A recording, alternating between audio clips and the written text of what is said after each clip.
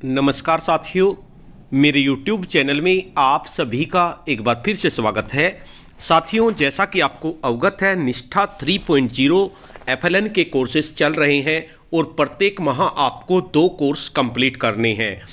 फरवरी माह में आपको मॉड्यूल नंबर 9 और मॉड्यूल नंबर 10 का कोर्स कंप्लीट करना है, जिनको पूरा करने की अंतिम तिथि 28 फरवरी 2022 है। आज की इस वीडियो में हम मॉड्यूल नंबर 9 बुनियादी संख्यात्मकता की आकलन की प्रश्नोत्तरी को लेंगे। इसकी आकलन की प्रश्नोत्तरी में 20 प्रश्न दिए गए हैं, लेकिन जैसे ही आप इसमें रिव्यू करते हैं या दूसरा चांसेस लेते हैं तो आपके प्रश्न बदल दिए जाते हैं। इसलिए इस वीडियो में मैंने तीनों चांसेस के कुल मिलाकर 34 प्रश्न लिए हैं। इन 34 प्रश्न से ही आपके सामने पहले चांस में 20 प्रश्न आ जाएंगे। तो साथियों, वीडियो को ध्यान से देखते रहिए। ये वीडियो सभी राज्यों के हिंदी माध्यम के शिक्षकों के लिए है। वीडियो को शुरू करने से पहले मैं आपको बता देना चाहता हूं, अगर आप चाहते हैं इस तरह की इंफॉर्मेटिव वीडियो आपको एक प्लेटफॉर्म पर मिले, तो उसके लिए मैंने इंफॉर्मेटिव वीडियो व्हाट्सएप ग्रुप और इंफॉर्मेटिव वीडियो टेलीग्राम ग्रुप बनाए हुए हैं। आप चाहें तो मेरे ग्रुप से जुड़ सकते हैं। ग्रुप का लिंक आपको वीडियो के डिस्क्रिप्शन बॉक्स में मिल जाएगा, जिस पे क्लिक करके आप मेरे ग्रुप से जुड़ सकते हैं। तो साथियों, बुनियादी संख्यात्मकता मॉड्यूल नंबर 9 को शुरू करने के लिए मैंने उत्तर प्रदेश और मध्य प्रदेश के शिक्षक साथियों के लिए इस प्रशिक्षण का लिंक वीडियो के डिस्क्रिप्शन बॉक्स में डाल दिया है। अन्य साथी अपने प्रदेश का लिंक दीक्षा पोर्टल से भी सर्च कर सकते हैं, या आपको लिंक मिल गया होगा। आपको अपने प्रदेश का लिंक ही टच करना है। जैसे ही आप लिंक को टच करेंगे और उसके बाद इसकी आकलन की प्रश्नोत्तरी पे जाएंगे, तो इसकी आकलन की प्रश्नोत्तरी में सबसे पहला प्रश्न होगा। जरूरी नहीं कि ये प्रश्न आपके सामने हो, क्योंकि कुल 20 प्रश्न आते हैं और सबको अलग अलग प्रश्न आते हैं। इसलिए इस वीडियो में मैंने 34 प्रश्न लिए हैं जो आपके सामने आएंगे। पहला प्रश्न है, निम्नलिखित में से कौन संख्या की समझ विकसित करने के लिए एक महत्वपूर्ण कौशल नहीं है? तो इसका सही आंसर हो गया संख्या नामों का बोलना। उसके बाद नेक्स्ट प्रश्न है, निम्नलिखित में से कौन गणित अधिगम के आकलन का आयाम नहीं है? तो सही प्रश्न होगा प्रक्रियात्मक ज्ञान। अगला प्रश्न है, निम्नलिखित में से कौन सा संख्याओं का प्रकार और उपयोगिता नहीं है? 4 ऑप्शन दिए गए हैं। सही ऑप्शन है सौंदर्य संख्या। अगला प्रश्न है, निम्नलिखित में से कौन डेटा प्रबंधन का एक घटक नहीं है? तो इसका सही आंसर होगा डेटा का निर्माण। अगला प्रश्न है, निम्नलिखित में से कौन सा सत्य नहीं है? तो इसका सही आंसर होगा सभी आयत वर्ग होते हैं।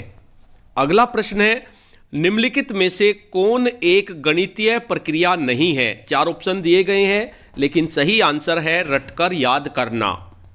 अगला प्रश्न है, वस्तुओं के मिलान या जोड़ी बनाने की गतिविधियां किस पूर्व संख्या कौशल के विकास में मदद करेंगी?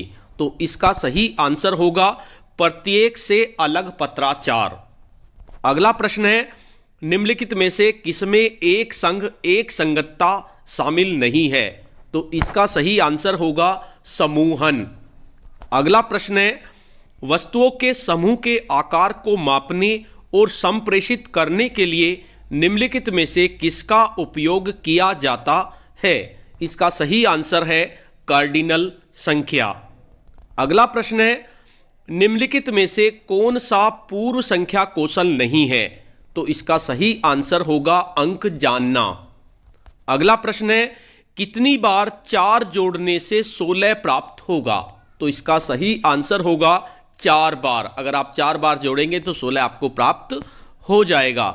उसके बाद अगला प्रश्न है, निम्नलिखित में से कौन एक बच्चे को प्रारंभिक वर्षों में संख्यात्मकता में दक्ष बनाने का उद्देश्य नहीं है?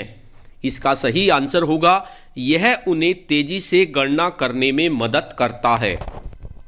अगला प्रश्न है, संख्यात्मकता की मजबूत बुनियाद सुनिश्चित करने के लिए बच्चों का मूल्यांकन किया जाना चाहिए? तो इसका सही आंसर होगा सतत रचनात्मक अनुकूली विधियों के माध्यम से। अगला प्रश्न है, एक संग्रह की कार्डिनलिटी को तुरंत समझने की क्षमता आमतौर पर बिना गिनती के 4 या 5 से अधिक नहीं को कहा जाता है। इसका सही आंसर होगा सुबिटाइजेशन। अगला प्रश्न है, निम्नलिखित में से कौन सा युग्म एक दूसरे के पूरक नहीं है? तो इसका सही आंसर होगा घटाव और गुणा। अगला प्रश्न है, गणना की प्रक्रिया के दौरान विद्यार्थी क्या नहीं कर रहा होता है? तो इसका सही आंसर होगा नंबर के नाम लिखता है। अगला प्रश्न है, निम्नलिखित में से कौन सा परिदृश्य जोड़ और घटाव से संबंधित शब्द समस्याओं में शामिल नहीं है? तो इसका सही आंसर होगा वस्तुओं का वर्गीकरण। अगला प्रश्न है, वह प्रक्रिया जिसके द्वारा वस्तुओं के बीच गणितीय प्रतीकों, संकेतों, आलेखों के माध्यम से सूचनाओं का आदान प्रदान किया जाता है, फिल इन द ब्लैंक्स के रूप में जाना जाता है। तो इसका सही आंसर होगा गणितीय संचार। अगला प्रश्न है, प्रारंभिक अवस्था में गणित सीखने के दौरान एक बच्चे से यह अपेक्षा नहीं की जाती है कि, इसका सही आंसर होगा गणितीय तकनीकों के लिए आवश्यक परंपराओं को जाने। अगला प्रश्न है, वैन हील के ज्यामितीय विचारों के स्तर के अनुसार दूसरा स्तर है? तो इसका सही आंसर होगा अमूर्तीकरण। अगला प्रश्न है, पूर्वशालीय शिक्षकों को निम्नलिखित में से किससे बचना चाहिए? तो इसका सही आंसर होगा बच्चों की संख्याओं की समझ से पहले संख्यान लिखने को कहना। उसके बाद अगला प्रश्न है, यदि छात्र विभिन्न त्रिभुजों के गुणों का नाम बता सकते हैं लेकिन अभी तक उनके बीच संबंध नहीं देख पा रहे हैं, तो वे वैन हील ज्यामितीय सोच मॉडल के किस चरण में हैं? तो इसका सही आंसर होगा विश्लेषण। अगला प्रश्न है, गुणन सीखने सिखाने में उपयुक्त क्रम होना चाहिए। नंबर 1, जोड़ के संबंध में गुणन का वितरण नियम लागू करना। नंबर 2, गुणन का अर्थ समझना। नंबर 3, गुणन एल्गोरिज्म सीखना। और नंबर 4, गुणन की भाषा को समझना और प्रयोग करना। इसका सही आंसर होगा सेकंड, फोर्थ, फर्स्ट, थर्ड, ये क्रम होगा। आप इस क्रम को लगा लीजिए। उसके बाद अगला प्रश्न है, सुबिटाइजेशन क्या है? तो इसका आंसर होगा वस्तुओं की संख्या को केवल उन्हें देखकर और वास्तव में प्रत्येक वस्तु को गिनने के बिना पहचानने की क्षमता। अगला प्रश्न है, सीमा के पास 12 गुलाब हैं, सिफा के पास 15 गुलाब हैं, किसके पास ज़्यादा हैं और कितने? उपरोक्त सब समस्या में किस घटाव संदर्भ का प्रयोग किया गया है? तो इसका सही आंसर होगा तुलना। अगला प्रश्न है, एक संगतता की समझ के निर्माण के लिए बच्चों को फिल इन द ब्लैंक्स का अर्थ समझने की आवश्यकता नहीं है। तो इसका सही आंसर होगा संख्या निर्देश करने की प्रणाली। अगला प्रश्न है, कुछ चीजों में कुछ समानताएं समान हैं, उन्हें एक साथ रखने से फिल इन द ब्लैंक्स की क्षमता में वृद्धि होती है। तो इसका सही आंसर होगा वर्गीकरण। अगला प्रश्न है, संख्याओं को सीखने से पहले एक बच्चे को वस्तुओं को क्रमबद्ध करने में सक्षम होना चाहिए, क्योंकि क्रम, इसका सही आंसर होगा संख्याओं को क्रम में रखने या क्रम में रखने से संबंधित। अगला प्रश्न है,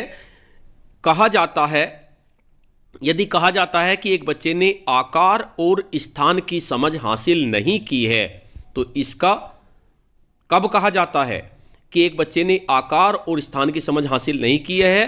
तो इसका आंसर होगा जब बच्चा बिना समझे घन, घनाभ, गोला आदि आकृतियों के नाम रटता है। अगला प्रश्न है, निम्नलिखित में से कौन सी मूलभूत संख्यात्मक कौशल को बढ़ाने के लिए एक उपयुक्त गणितीय प्रक्रिया नहीं है? तो इसका आंसर होगा बहुत सारे अभ्यास प्रश्न हल करवाना। अगला प्रश्न है, निम्नलिखित में से कौन सा बुनियादी संख्यात्मकता का घटक नहीं है? तो इसका सही आंसर होगा संख्या के नाम याद रखना। अगला प्रश्न है, संख्याओं को पढ़ाने का सही क्रम क्या है? नंबर 1, गणना के अवसर। नंबर 2, अंक लिखना। नंबर 3, अंक पढ़ना। नंबर 4 संख्या बोध विकसित करना। तो सही क्रम होगा फर्स्ट, फोर्थ, थर्ड और सेकंड। पहले फर्स्ट आएगा, फिर फोर्थ, फिर थर्ड और फिर सेकंड। अगला प्रश्न है वस्तुओं को वर्गीकृत करने के लिए आवश्यकता है। तो इसका सही आंसर होगा वस्तुओं को उनकी विशेषताओं से पहचानें।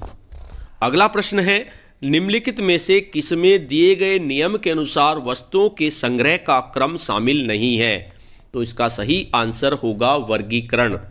इस तरह से हमने टोटल 34 क्वेश्चन किए। वैसे तो आपके सामने पहले चांस में 20 क्वेश्चन ही आएंगे। अगर आपके 20 क्वेश्चन मोर देन 70% से हो जाते हैं तो आपको दूसरा चांस और तीसरा चांस लेने की जरूरत नहीं है। लेकिन मैंने आपकी सुविधा के लिए तीनों चांसेस के कुल मिलाकर 34 प्रश्न किए। इन 34 प्रश्न में से ही आपके 20 प्रश्न आपके सामने आ जाएंगे। तो इस तरह से टोटल क्वेश्चन हमने 20 किए और क्वेश्चन आंसर भी हमने 20 किए। हम सबमिट के ऑप्शन पे क्लिक करते हैं।